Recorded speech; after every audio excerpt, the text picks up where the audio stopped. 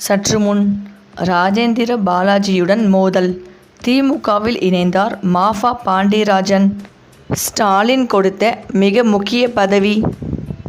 அதாவது சென்னை அரசியலில் இருந்து மீண்டும் விருதுநகர் மாவட்ட அரசியலுக்கு திரும்பிய அதிமுக முன்னாள் அமைச்சர் மாஃபா பாண்டியராஜனை பகிரங்கமாகவே எதிர்த்து வருகிறார் அதிமுக முன்னாள் அமைச்சர் ராஜேந்திர பாலாஜி. இந்த நிலையில் அண்மையில் விருதுநகர் மாவட்ட நாடார் உறவின் முறை மாநாட்டில் கலந்து கொண்ட பாண்டியராஜன், நாடார் சமுதாய மக்கள் தங்கள் சமூகத்தை சேர்ந்தவர்களுக்கு வாக்களிக்காமல் மற்றவர்களுக்கு வாக்களிப்பதால் அரசியலில் நாடார் சமுதாயம் பின்தங்கி இருக்கிறது என டச்சிங்காக பேசியிருப்பது ராஜேந்திர பாலாஜி வட்டாரத்தை திகிலுக்குள் தள்ளி இருக்கிறது. ஜெயலலிதா அமைச்சரவையில் அவரது நம்பிக்கைக்குரிய அமைச்சர்களில் ஒருவராக இருந்தவர் பாண்டியராஜன். 2016 ஆவடியில் போட்டியிட்டு அமைச்சரான இவர் 2021 மீண்டும் அதே தொகுதியில் போட்டியிட்டு தோற்று போனார். இதையடுத்து சென்னையை விட்டுவிட்டு தனது சொந்த மாவட்டமான விருதுநகர் மாவட்ட அரசியலுக்கு திரும்பினார். இங்கு வந்ததுமே உள்ளாட்சி தேர்தலில் விருதுநகர் மன்ற களப்பணியில் இறங்கினார். ஆனால் ராஜேந்திர பாலாஜிக்கு பயந்து பெரும்பாலான அதிமுக நிர்வாகிகள் பாண்டியராஜனை பார்த்தாலே பயந்து ஓடினார்கள். உட்கட்சிக்குள் இப்படியான குடைச்சல்கள் இருந்தாலும் 2024 மக்களவைத் தேர்தலில் விருதுநகரில் போட்டியிட விரும்பினார் பாண்டியராஜன். ஆனால் சமயம் பார்த்து தொகுதியை தேமுதிகவுக்கு தள்ளிவிட்டார் ராஜேந்திர பாலாஜி. இதையடுத்து 2026 சட்டமன்ற தேர்தலில் விருதுநகர் போட்டியிடலாம் என பாண்டியராஜனுக்கு சமாதானம் சொன்னது அதிமுக தலைமை. இதையடுத்து சுறுசுறுப்பான பாண்டியராஜன் கட்சி நிர்வாகிகளை சந்தித்தல், கட்சி நிகழ்ச்சிகள் மற்றும் விழாக்களில் பங்கெடுத்தல் என உற்சாகமானார். விருதுநகர் மாவட்ட அரசியலில் மீண்டும் பாண்டியராஜன் தலை தூக்குவது தனது தலைமைக்கு சிக்கலாகலாம் என கணக்கு போட்ட ராஜேந்திர பாலாஜி பாண்டியராஜனை பொதுவெளியிலே எதிர்க்க ஆரம்பித்தார்.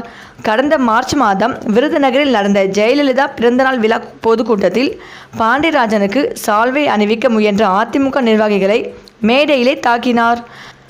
அத்துடன் சிவகாசியில் நடந்த பொதுக்கூட்டத்தில் பாண்டியராஜனை பெயர் குறிப்பிடாமல் ஒருமையிலே விளாசினார்.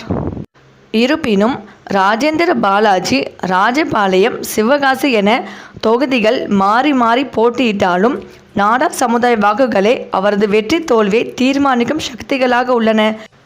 இதை புரிந்து கொண்டுதான் தற்போது தனது நாடார் சமுதாயத்தை கையில் எடுத்திருக்கிறார். அது அவருக்கான இடத்தை உறுதி செய்வதுடன் ராஜேந்திர பாலாஜியின் இருப்பையும் தீர்மானிக்கும் என்கிறார்கள். இப்படி இருக்கையில் நாடார் சமுதாயத்தைச் சேர்ந்தவர் பாண்டியராஜனை ராஜேந்திர பாலாஜி கடுமையாக எதிர்த்து வருவது எங்கள் சமுதாய மக்கள் மத்தியில் பெரும் அதிருப்தியை உண்டாக்கி வருகிறது. இதை புரிந்து கொண்ட ராஜேந்திர பாலாஜி அந்த அதிருப்திகளை எல்லாம் பலவாறு சமாளித்து வருகிறார். பாண்டியராஜனை விமர்சித்த விவகாரத்தில் தனக்கு எதிராக சில அமைப்புகள் அடித்த போஸ்டர்களை கூட ஒட்ட விடாமல் தடுத்துவிட்டார் பாலாஜி. மாவட்ட அளவில் மைனாரிட்டி சமூகத்தவரான ராஜேந்திர பாலாஜியை வழிக்கு கொண்டு வர மெஜாரிட்டி சமூகத்தைச் சேர்ந்த மாஃபா பாண்டியராஜன் எடுத்திருக்கும் ஜாதி ஆயுதம் எந்தளவுக்கு சாதகம் செய்கிறது என்று பொறுத்திருந்து பார்க்கலாம். இந்த நிலையில்தான் கடந்த சில வருடங்களாகவே ராஜேந்திர பாலாஜி மீது அதிருப்தியில் இருந்து வருகிறார். குறிப்பாக ராஜேந்திர பாலாஜி குறித்து பல்வேறு புகார்களை நேரடியாகவே எடப்பாடியை சந்தித்து சொல்லியும் எடப்பாடி ராஜேந்திர பாலாஜிக்கு முக்கியத்துவம் கொடுத்ததால் அதிருப்தியில் இருந்த பாண்டியராஜன் இனி அதிமுகவில் இருந்தால் சரியாக இருக்காது என்று கருதி அதிமுக கட்சியில் இருந்து விலகி விரைவில் முதலமைச்சர் ஸ்டாலின் அவர்களை நேரில் சந்தித்து திமுகவில் இணைய உள்ளதாகவும், இதற்காக ஸ்டாலின் அவர்கள் மிக உயர்ந்த பதவி அவருக்கு கொடுக்க உள்ளதாகவும் தற்போது தகவல்கள் வெளிவந்து அதிமுக தலைமையான எடப்பாடி அவர்களை அதிர்ச்சி அடைய வைத்து வருகிறது. சரி, இந்த வீடியோ பற்றிய உங்கள் கருத்துக்களை கமெண்ட்ஸில் சொல்லுங்கள். மேலும் இந்த வீடியோ உங்களுக்கு பிடித்திருந்தால் லைக் பண்ணுங்கள், ஷேர் பண்ணுங்கள், மறக்காமல் நம்ம சேனலை சப்ஸ்கிரைப் பண்ணிக்கோங்க. தேங்க்ஸ் ஃபார் வாட்சிங்.